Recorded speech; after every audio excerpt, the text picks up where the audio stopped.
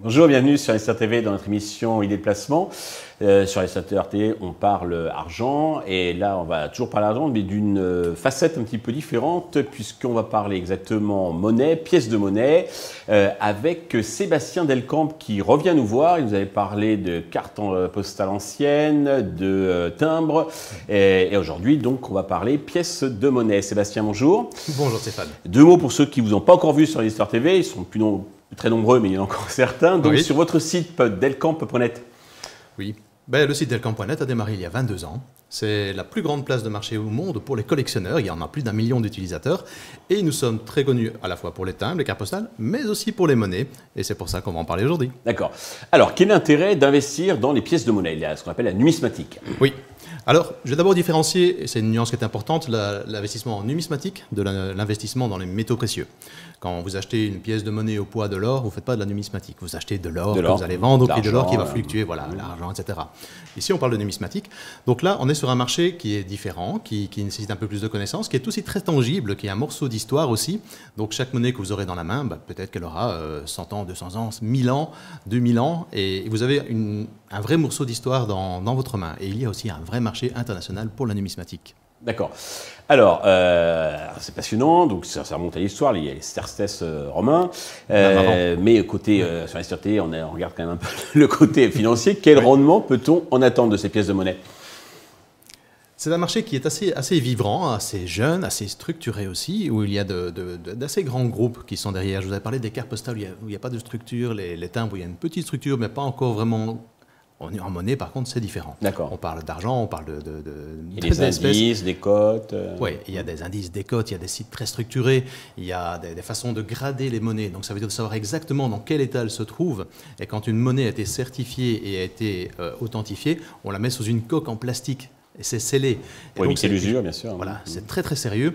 Et là, on a vraiment un marché qui est structuré, où on a des cotes, où on sait savoir une monnaie, de combien elle augmente. D'accord. Donc le rendement moyen observé, même si bien sûr les rendements passés ne présagent pas les rendements futurs. Bien sûr. C'est très très variable parce que ça dépend dans quoi on investit, quel type de monnaie.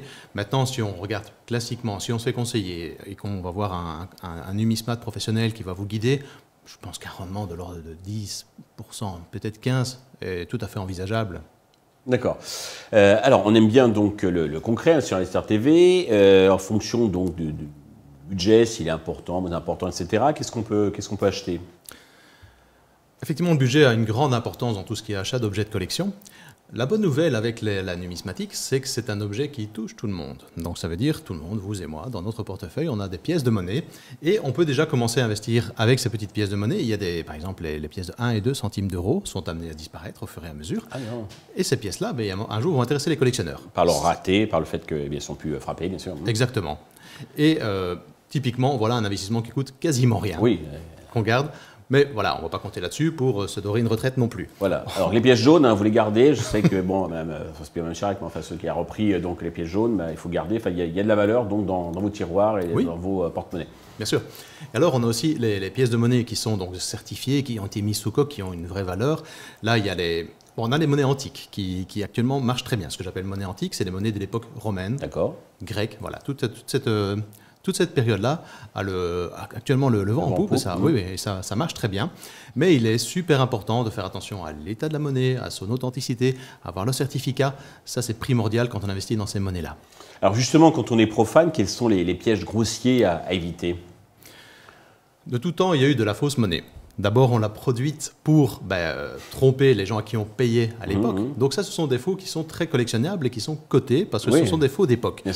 Maintenant, les faux qui sont là aujourd'hui, qui sont destinés à tromper les collectionneurs ou les investisseurs, ces faux-là, il faut bien les détecter. Donc c'est important d'avoir un certificat, de regarder ce qu'on achète, de faire attention à qui on achète, de regarder quelle est sa réputation. Bon, sur un site comme Delcamp, nous, on affiche la réputation du vendeur parce qu'après chaque transaction, l'acheteur peut dire si oui ou non il a été content de sa transaction. Donc vous pouvez aller aller voir sur Delcamp si le vendeur a une bonne réputation avant de lui acheter. Et je vous rassure aussi que quand un vendeur n'a pas une bonne réputation, il ne reste pas très longtemps sur Delcamp non plus. Oui, parce que personne ne lui achète. Peut-être que vous, effectivement, vous faites un peu le ménage et puis personne ne va lui acheter s'il n'a pas une bonne note. C'est ça. Justement, c'est une rubrique importante, c'est une rubrique phare sur Delcamp.net, les monnaies. Oui. C'est une rubrique qui monte le plus ces dernières années. Sans doute qu'on suit la courbe du marché. C'est aussi une rubrique dans laquelle on a beaucoup de concurrence au niveau international, à l'inverse de nos autres rubriques, parce qu'il y a un vrai marché qui est là. Et quand il y a un vrai marché, forcément, il y a des acteurs un peu dans tous les pays qui sont très actifs sur ces marchés-là. Eh bien oui, parce que c'est international, c'est du monde entier. Oui, il n'y a aucune limite. Et j'en ai parlé pour, par exemple, les cartes postales. C'est la même chose, les pays émergents comme la Chine, comme l'Inde. Tous ces pays émergents là rachètent leur patrimoine et vous avez des monnaies chinoises qui atteignent des prix mirobolants qui n'atteignaient pas il y a 10 ou il y a 20 ans. Parfait.